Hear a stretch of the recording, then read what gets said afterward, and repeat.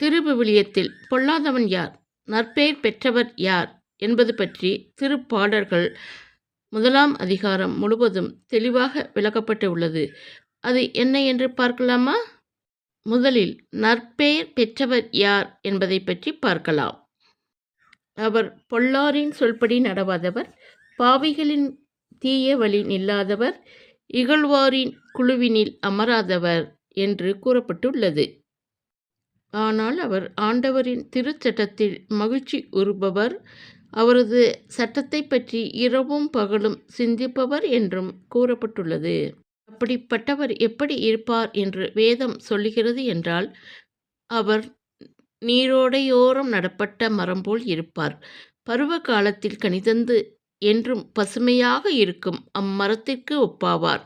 தாம் செய்வதை அனைத்திலும் வெற்றி பெறுவர் என்று கூறப்படுகிறது.